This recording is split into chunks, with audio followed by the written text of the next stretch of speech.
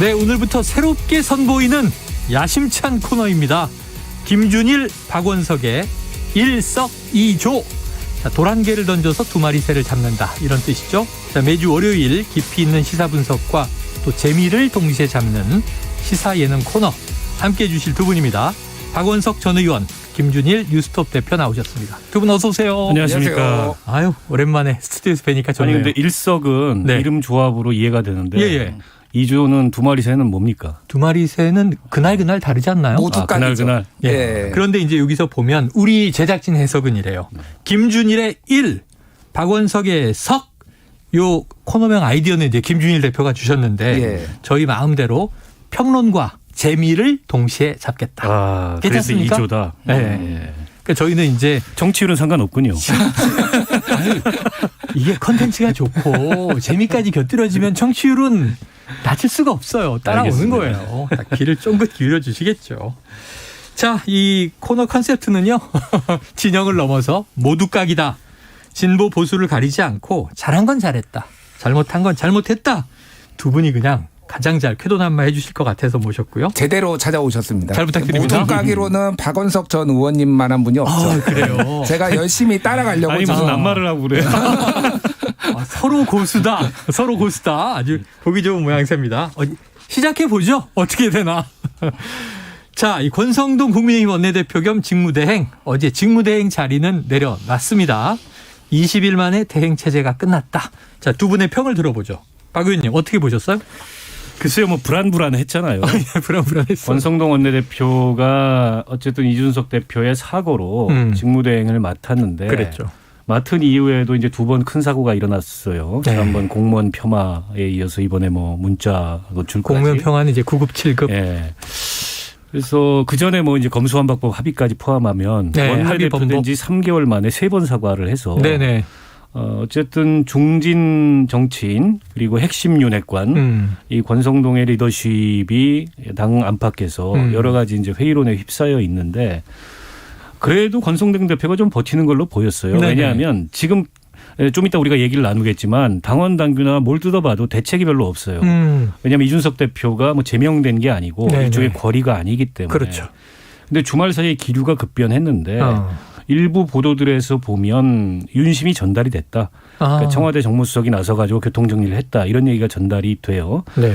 전혀 바람직한 모습이 아니고 지금 이제 비상 상황이냐 아니냐 이걸 둘러싸고 당내의 주장들이 엇갈린 것 같은데 이 비상 상황은 결과적으로 의도된 비상 상황이 아닌가. 저는 이제 이 선거에서 대선에서 이긴 정당이 과거에 보면 뭐 인위적 정계 개편 이런 걸 합니다. 네네네. 이 집권 기반을 단단하게 만들기 위해서. 근데 인위적 대표 축출은 처음 봤어요. 굉장히 희한한 상황이에요. 네네. 저 그래서 이게 일부에서도 다뤘는데 붕괴가 두 가지가. 네. 자, 권성동 이게 직대 체제가 붕괴.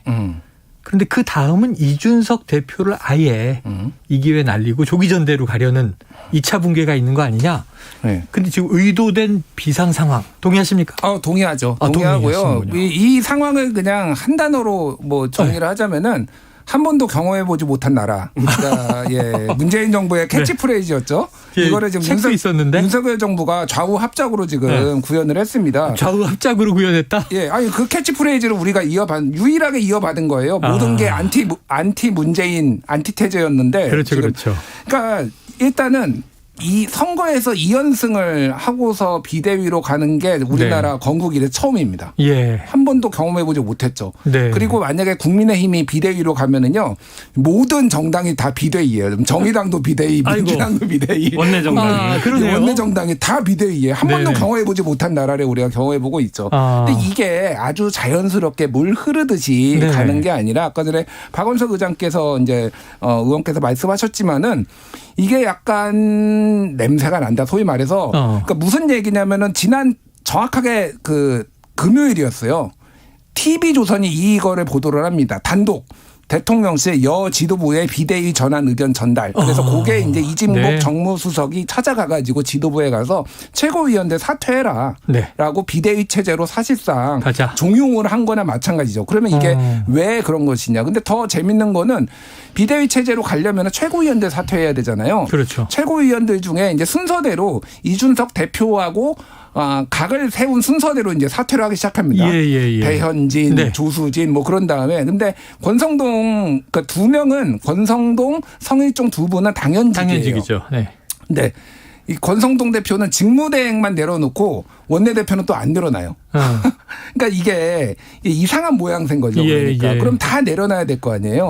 그러니까 이거는 한마디로 얘기를 하면 비대위로 강제로 전환을 하고 성일종, 권성동 두 분은 여기에 비대위에서 또 남아서 역할을 하고. 그러니까 이게 무슨 비대위냐 도대체 뭐를 위한 비대위냐. 네네. 이런 얘기가 나오는 거죠. 그러니까. 아니 그게 지금 냄새가 난다. 의도된 비상 상황이다. 그러니까 국민들이 저는 이 지난 금요일부터 아니 여당이 대혼란인데 뭐 문자 유출되고 이런 거 알겠는데 갑자기 지도부가 막 사퇴를 하면서 붕괴를 하는 거예요. 근데 뭐지? 왜?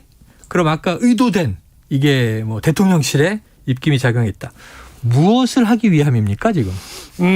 어쨌든 뭐 대통령 지지율이 많이 떨어지고 네. 국정 동력이 약해지니까 뭔가 쇄신이나 반전의 모멘텀을 만들겠다 이런 명분을 네. 내세울 수 있으나 시종일관 이준석 쫓아내기죠. 시종일관. 근데 이제 제가 국민의힘 내부 사정을 좀 들어보니까 원래부터 윤석열 대통령하고 이준석 대표 사이가 그렇게 원만하지는 않았잖아요. 네. 대선 때 뭐 두 번이나 큰 충돌이 있었고 선거 상황이기 때문에 서로 화해하고 봉합해서 갔지만 마지못해. 선거 끝나고 나서 이준석 대표 손을 볼 거다 이런 얘기들이 뭐 심심치 않게 돌아다녔어요. 저는 그 프로젝트가 실행된 거라고 보고 이준석 대표가 당대표 된 이후에 특별히 자기 세력을 당내에 심거나 자기 사람을 심은 적이 없어요. 네네. 그런데 지금 이제 조직 강화 특위가 지역위원장 임명을 앞두고 있는 자리가 47개랍니다. 총선이 2년 남았지만. 근데 어쨌든 조강 특위를 통해서 지역위원장이 되느냐 못 되느냐가 다음 중요하죠. 총선에 공천 받느냐 못 받느냐하고 굉장히 밀접하게 연관이 되어 있기 때문에 일각에서는 이번 조강 특위 인선을 통해서 이준석 대표가 자기 사람을 심으려고 한다. 이게 어떻게 보면 윤핵관들의 뇌관을 건드렸다. 네. 게다가 이제 혁신위를 통해서 공천 혁신을 얘기했어요. 물론 이제 혁신위는 지금 유야무야 유명무실해졌는데 그건 역시도 당내 세력 관계에 있어서 뇌관을 건드린 게 아닌가. 가뜩이나 윤석열 대통령이 이준석에 대한 감정이 안 좋은데 그런 어떤 그 윤핵관들이 일종의 이제 위기의식을 가지고서 이러다가는 뭐 이준석이 당 장악해가지고 다음 총선까지 좌지우지하겠다라는 위기감이 돌면서 정진석 부의장을 필두로 일종의 이준석 제거 작업이 들어간 거 아니냐. 이렇게밖에 이해가 안 돼요. 지금 말씀해 주시니까 맥락이 이해가 됐습니다. 우크라이나에 이 대표가 갔을 때 정진석 의원하고 막 세게 부딪히고 그때 혁신이 출로 막 해서 저희가 최재형 위원장 인터뷰를 했거든요. 근데 그다음에 혁신 얘기를 최근에 들어본 적이 없네요. 끝났죠. 뭐 사실상. 사실상 끝났다. 자, 그런데 아무리 그렇다고 해도요. 지금 대통령 국정 지지율이 참 아슬아슬하지 않습니까? 그런데 이렇게 당권을 아까 쇄신이라는 표현을 쓰셨지만 뒤집어 엎으면 이게 도움이 될까요? 지지율에요? 뭐 지지율을 비롯해서 앞으로의 국정 동력에. 대통령께서 이미 말씀하셨잖아요. 네. 지지율에 연연하지 않겠다고. 정말로 뚝심이 있습니다. 제가 보기에는 지지율에 연연하지 않는 분 같아요. 네네. 그게 선거가 코앞에 있었으면은 막 당에서 난리가 나서 지지율에 연연하겠지만은 지금은 지지율에 연연하지 않고 진짜 가는 것 같습니다. 그리고 우리가 윤석열 대통령을 뒤집어 보면은 윤석열 대통령은 고집으로 성공하신 분이에요. 뚝심 고집. 예를 들면 국정원 댓글 사건에서 좌천됐을 때도 그때도 내가 이거 꼭 수사해야 된다라고 해서 결국은 좌천은 그때도 약간 타협할 줄 알았으면은 그때 뭐 어떻게 적절하게 정무적으로 했을 텐데 버티다가 안 됐잖아요. 저는 정무 감각이 없습니다. 예나 지금이나 이런 사람에게 충성하지 않습니다. 그렇죠. 그 얘기도 하고 그다음에 서울중앙지검장 되고 그 추용 갈등 때도 버텨서 되고 뭐 당내에서 그러니까 사실 사람이 잘 안 바뀌거든요. 그러니까 이거는 그냥 계속 뭐 지지율 당 지지율 뭐 이런 거 상관없이 그냥 일단은 이준석을 몰아내는 그쪽으로 지금 방향이 확실히 잡힌 것 같습니다. 네, 자 지금 지지율 얘기가 나왔으니까 이거 좀 뒤에 나오겠지만 아예 제가 짚어드릴게요. 지금 취임 80일 만에 지지율이 20%대로 떨어졌다. 지난주 후반에도 나왔는데 이게 한국갤럽이 7월 26일에서 28일 자체 조사 긍정평가 28% 부정이 62%. 근데 오늘 한국사회여론연구소도 비슷한 결과인데요.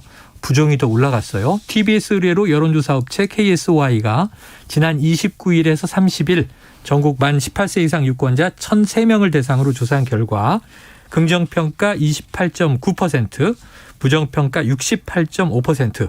지난주 대비 긍정평가는 3.3%포인트 하락. 부정평가는 무려 4.0%포인트가 늘었습니다.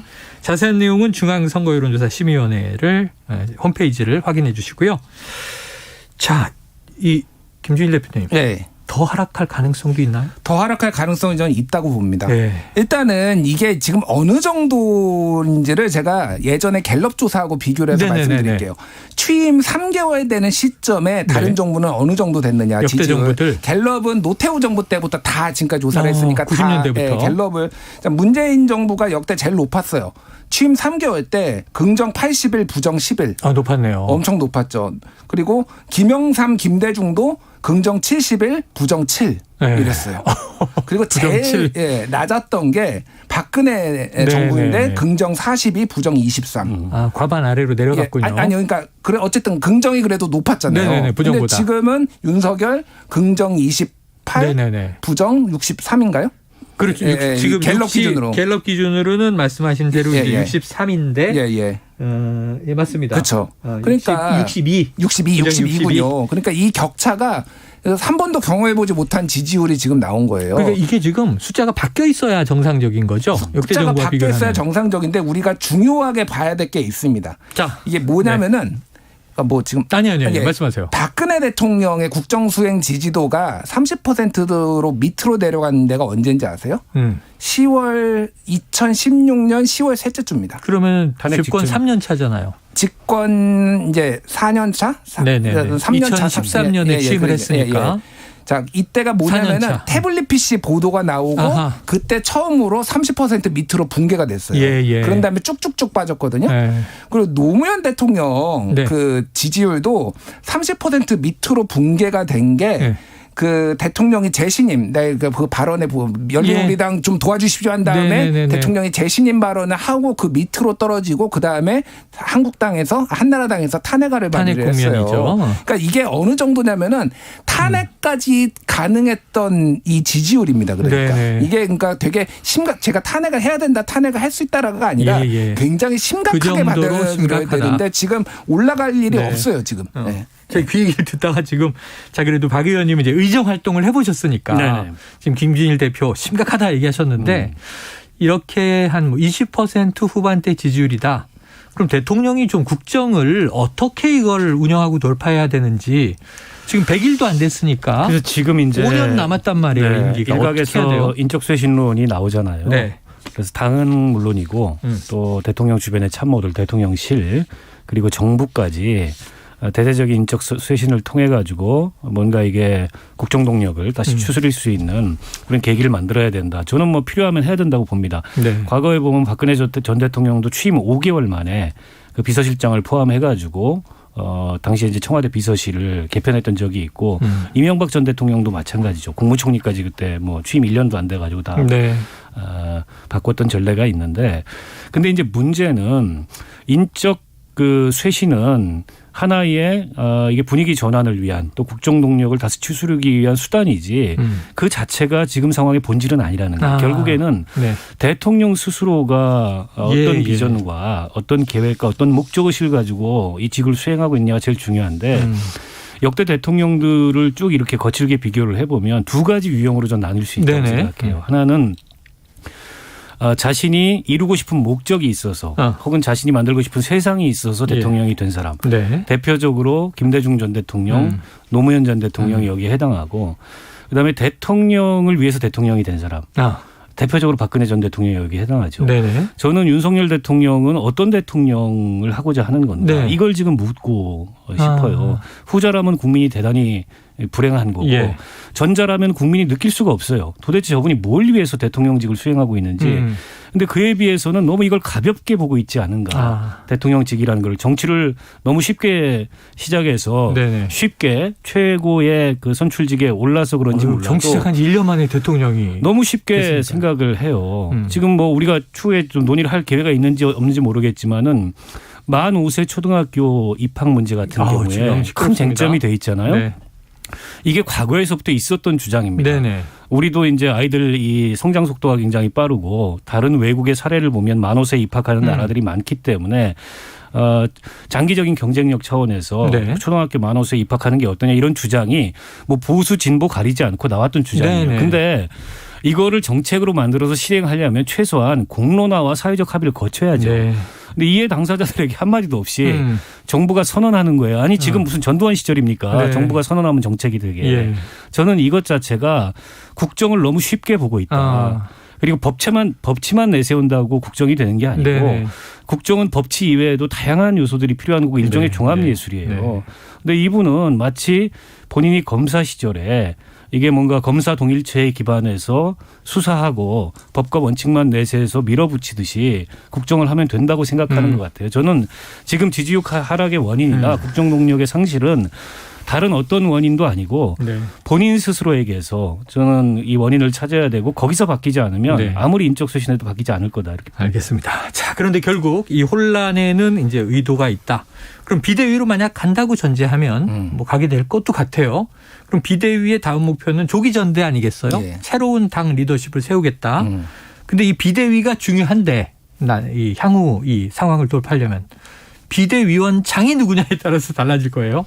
김준일 대표님 예언을 좀 해 주시죠. 누굽니까? 뭐 5선 중에 뭐 정진석, 주호영, 정우택, 조경태, 뭐 네. 원외, 김병준 아니면은 뭐 김한길 등등이 나옵니다. 당내 당회. 예, 누가 하더라도 별 대세에 지장 없다. 아 정말요? 아니 이게 그러니까 이를테면 실권형 비대위원장이 아니잖아요. 네. 과거에 김종인 비대위원장처럼 공천권의 행사를 한다든지 당의 장기 플랜을 가지고 하는 게 아니라 조기 전당대회에 하는 거면은 네네네. 아무나 안 쳐도 되죠. 그런 뭐 상황에서 관리형 비대위다. 관리형 비대위원장인데 어차피 국민들이 보기엔 중요한 건 이거예요. 이 당이 바뀌었다라는 거를 느끼려면은 예. 뭔가 새로운 사람이 와야 되는데 그렇죠. 윤핵관에서 유사 윤핵관에서 다시 윤핵관으로 이어지는 이 흐름을 보고 네. 당이 쇄신했다라고 볼 사람이 있냐라는 네네네. 거예요. 게다가 지금 조기 전당대회는 법적인 문제가 많습니다. 예, 지금 예. 뭐 앞에서 설명했는지 모르겠는데 조기 전당대회를 열게 되면은 이준석 대표의 어떤 권한이 침해가 된 거잖아요. 그렇죠, 그렇죠. 그러면은 이거는 뭐 가처분 신청 대상이 될 되고. 수도 있고 그리고 당원 당규도 지금 다 바꿔야 돼요. 왜냐하면 비대위로 가려면은 당 대표 직무대행이 할 수 있는 게 아니라 권한대행이나 당 대표가 해야 되는데 이준석 대표가 해야 돼요. 직접 그 네네네. 비대위를. 근데 안 되면은 먼저 전국위를 열어서 당원 당규도 바꾸고 그 조기 전당대회를 열려면 또 하나는 이 임기를 남은 이준석 대표의 임기만 하는 게 아니라 앞으로 더 길게 가져가야 돼요. 새로 리셋을 해야 되겠죠. 그렇게 안 하면은 이준석 대표가 내년 5월에 또 당대표 나온다고 했을 때 막을 방법이 없어요. 그러면 이준석 대표가 당대표 될 수도 있어요. 그러면 네. 이것도 당원 당규를 또 바꿔야 돼요. 어허. 이런 문제들이 산적해 있는데 이거를 이게 정상적으로 보이냐라는 거죠. 그러니까 국민들 눈에. 그래서 뭐 바꾸든 말든 대세에 지장이 없을 겁니다. 네. 김준일 대표님 연락 안 왔어요? 저요? 비대위원장? 저는 연락이 오면은 네. 메모차게 끊겠습니다. 메모장에 끊겨. 야. 근데 이게 이제 일종의 정치잖아요. 네. 그리고 정당이라는 것은 뭐 국가에는 헌법이 있듯이 일종의 당원과 당규가 그렇죠. 헌법과 법률 같은 건데, 근데 또 이게 이제 정치이기 때문에 당원 당규의 문구상 해석이 그렇게 중요한 것 같지는 않아요. 그보다는 이제 당내 의사가 어떻게 합치되는 얘기가 더 중요한 것 같은데, 오늘 뭐 국민의힘에서 선수별 회의도 열고 최고위원회 간담회도 열고 의총이 열릴까요? 뭐 의총까지 목표하고 있는 것 같아요. 어떤 결론을 향해서 뭔가 이제 움직이고 있는 것 같은데, 거기서 합치되는 의사가 나올지 계속 이렇게 혼란스러운 상태가 지속될지, 만약 거기서 어떤 합치되는 의사가 나와서 그에 기반해서 이게 이제 뭐 비대위로 가서 조기 전당대회로 간다면 당원 당규상에 이게 절차적으로 적합하냐 적합하지 않냐 이런 얘기는 다 이제 하위의 얘기가 되고 무의미한 얘기가 됩니다. 법원에 가처분 내도 그건 받아들여지지 않아요. 이게 이제 고도의 자치 영역이기 때문에. 그래서 오늘 논의가 굉장히 중요할 것 같고, 저는 지금 보니까 그 국민의힘 내부에서 가장 멀쩡한 얘기, 가장 정확한 얘기를 하는 분이 누군가 봤더니 홍준표 시장이에요. 아, 그래요? 그러니까 이분이 뭐라고 말씀을 하셨냐면은, 아니 세상에 원내대표이기 때문에 당대표 직무대행이 된 거지 그걸 나눌 수 있느냐. 법적으로나 논리적으로. 하나 내려놓고 하나 유지하고. 맞는 말이잖아요. 네네네. 때문에 물러나려면 다 물러나라. 물러나고 나서 그리고 나서 새로운 원내대표를 뽑아서 그 새로운 원내대표를 중심으로 비상체제를 가동하고 그런 연휴에 정상적인 정치 일정에 따라 전당대회를 갖는 게 맞다. 그게 정도죠. 지금 상황에서. 근데 지금 권성동 원내대표가 직무대행만 내려놓고 원내대표는 안 물러나는 것도 이상해요. 이게 법적이나 논리적인 차원을 떠나서 정치적으로도 이미 평가가 된 거예요. 그렇지 않습니까? 3번의 큰 실수를 하고 3번의 사과를 했는데 그게 직무대행으로서의 행보의 문제냐. 그건 네. 정치인 권성동의 중진 의원 권성동의 리더십이 이제 한계가 있다고 평가가 네. 된 겁니다. 그래요. 그러면 원내대표도 물러나는 게 맞죠. 그리고 나서 판을 다시 짜는 게 맞죠. 이해가 됐습니다. 제가 보니까는 홍준표 우리 시장께서 완장을 안 차고 계시면 굉장히 멀쩡한 말씀을 하시는데 지금도 굉장히 멀쩡한 말씀을 하고 있어요. 자, 세상이 돌고 돌아 저기 박원석 의원이 홍준표 대구시장을 지지하는 일도 저 좋아해요, 있습니다. 원래 좋아하시고. 자, 다음 시간이 너무 잘 가요. 일석이조 첫 시간인데. 자, 이 두 번째 이슈가 있습니다. 이제 야당도 좀 둘러봐야 됩니다. 민주당이죠. 지금 전당대회 얘기를 들어가기 앞서서 지금 경기도의회 대표 의원들과 저녁 자리에서 술잔을 던졌다. 이런 의혹이 이제 제기된 김용진 경기도 경제부지사가 어제 전격 사퇴를 했는데요. 자, 이게 좀 어떤 일이 있었던 거예요, 김준일 대표님? 왜 이런 거예요? 그러니까 지금 경기도 의회가 이제 뽑혔잖아요. 네네네. 근데 여야가 동수입니다. 아, 팽팽해요. 동수가 될 수가 있죠. 그래가지고 네. 원내 구성이 안 되는 거예요. 구성이 아직 안 됐어요? 예, 네. 상임위원장은 누가 가져가느냐. 이게 한쪽에 주도권을 한 석이라도 많아야 되는데 그러니까 그거를 중재를 하기 위해서 다른 얘기도 듣는데 우리 경제부지사께서 좀 격한 마음에 국민의힘 쪽에 술잔을 던지셔서 이게 이제 그쪽에서 강하게 항의를 하고 언론에 나고 그러니까 전격 사퇴를 했는데 이게 도의원들하고 식사를 하고 있었던 거군요. 그렇죠. 예. 술잔도 있고. 여기에 이제 뭐 김용진 경제부지사 같은 경우에는 뭐 기재부 출신이고요. 네. 김동연 이제 지사와는 예. 밀접하게 이제 같이 일을 해가지고 했던. 손발이 맞았던 그런 분이라서 사실 굉장히 이제 유능하게 좀가 도정을 도울 줄 네네. 알았는데 취임 4월 만에 전격 사퇴를 이게 근데 상당히 큰 뉴스인데 국민의힘이 저 정도 뉴스가 나오니까 이게 묻혀버렸어 이게. 그러니까 이게 도의회 뭐 이런 얘기가. 박 의원님 어떻게 이걸 좀 해석해 주시겠어요? 아니 그 원구성이 안 되고 굉장히 대치 상황이 있는데 부지사가 중재하러 갔으면 중재만 하셔야지. 왜 술을 드시다가 술잔을 던져가지고 사단을 만드는지 일단 이해가 안 되고요. 그리고 당시 상황을 세부적으로 들여다본 보도에 따르면 그 상황에서 사실은 민주당 대표 의원이 더 막 심하게 감정적으로 상황을 악화시킨 모양이에요. 근데 술잔은 국민의힘 쪽에 던졌어요. 네네네. 국민의힘 대표 의원이 이건 도저히 용납할 수가 없다. 용납할 수 없죠. 부지사가 술잔을 어떻게 그냥 도의원도 아니고 각 당을 대표하는 의원들이라는 자리에서. 중앙정부에 대입해 보면 중앙정부에서 관료가 가서 그렇죠. 국회의원한테 던진 거잖아요. 아니 그렇죠. 총리가 가가지고 의원들한테 양당 대표한테 술잔 던진 거예요. 총리가 던진 셈이다. 김동연 지사가 굉장히 이게 좀 어렵게 됐습니다. 왜냐하면 원구성이 빨리 돼야 어쨌든 의회하고 논의를 하면서 본인의 공약사항부터 시작해서 도정 과제들을 실현을 하는 데다가 당장에 지금 추경 예산 편성을 해야 돼요. 그렇죠. 본 예산은 좀 시간이 남았더라도. 근데 원구성이 돼야 추경 예산을 편성해서 뭘 집행을 하죠.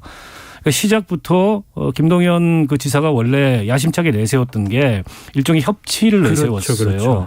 그래서 국민의힘 쪽 사람도 좀 쓰고 뭐 정의당 쪽 좀 사람도 쓰고 하겠다는데 국민의힘이 거부했죠. 그거 안 됐고 인수위도 처음에 그렇게 하려고 그러는데 안 됐고 그런데다가 국민연금공단 이사장을 했었거든요. 이 김용진 그 부지사가. 그 이사장 그만두고 윤석열 정부 출범하자마자 멋지게 그 자리에 연연하지 않고 선거 때부터 결합해서 부지사가 돼가지고 큰 힘이 될 줄 알았는데 큰 짐이 돼버렸어요. 큰 짐이 돼버렸다. 힘이 되지 못했다. 자, 이게 뭐 중앙의회나 지방의회나 술잔 던지면 안 되죠. 이게 사석에서도 안 되는 거는 룰인데 왜 이랬을까? 네. 자, 또 하나 이재명 의원의 이른바 저소득층 발언 논란되고 있어서요. 직접 한번 듣고 와서 이야기 이어가겠습니다.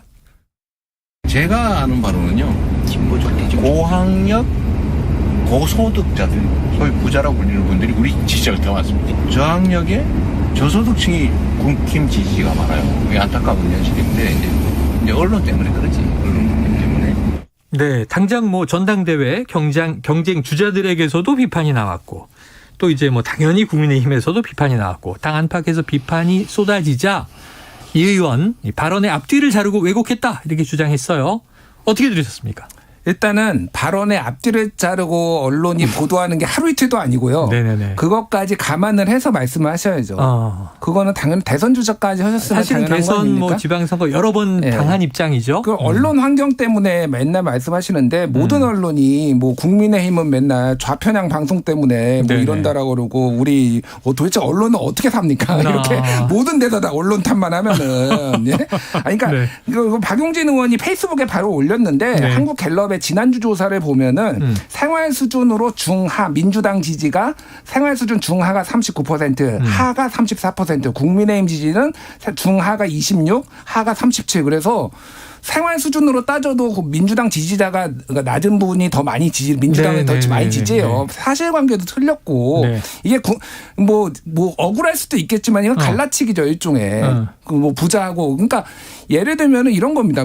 우리 노무현 고 노무현 대통령께서 네네. 농부는 밭에 탓하지 않는다. 우리 지지자들 중에서 좀 저소득층이 덜 지지하지만은 우리가 열심히 노력해서 모두가 지지할 수 있도록 만들겠다 이런 게 아니라 이런 식으로 어디는 누가 더 지지하고 언론 탓이고 이렇게 말하는 것 자체가 부적절한 거죠. 그러니까 가만히만 있어도 지금 국민의힘 때문에 지지율이 올라가고 있는데 왜 이런 말씀 하시는지 잘 모르겠어요, 진짜. 자, 박 의원님 어떻게 들으셨습니까? 그러니까 저런 식의 태도를 견강부회라 그러죠. 견강부회. 저 말씀 마지막에 뭐라 그러냐면 다 언론 때문이다 이렇게 얘기하는데 그 결론이? 자신의 주장을 정당화시키기 위해서 부정확한 통념을 저는 인용한 거라고 보고 무슨 자료를 하나 인용해서 이렇다더라. 지난 대선에서 뭐 언론자를 찍었다더라. 인용했다고 하더라고요. 근데 그거는 학술적으로 엄밀하게 분석한 자료가 아니고요. 네. 학술적으로 분석한 자료에 따르면 세대 변수 때문에 그렇다고 합니다. 우리나라가 노인 빈곤율이 아시다시피 OECD에서 제일 높아요. 네네. 근데 이제 이 노년층이 아무래도 보수적인데 그분들 중에 저소득층이 많기 때문에 그렇게 잡히는 거지. 그거를 제어하고 나서 즉 세대 변수를 제어하고 나서 보면 차이가 없다는 거예요.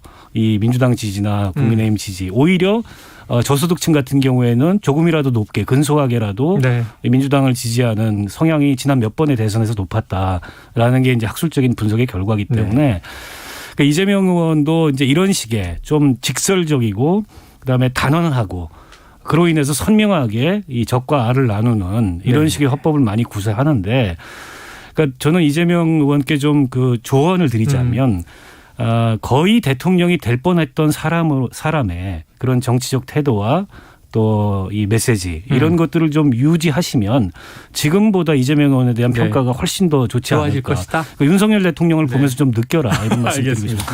자, 이 첫 방송 반응이 완전히 뜨겁습니다. 시간이 그냥 후딱 다 갔는데요. 청취자 7404님 일석이조 균형 잡히되 냉철한 판단과 전망 제가 바라는 시사 코너의 전형입니다. 앞으로 두 분의 활약을 크게 기대합니다. 자, 보세요.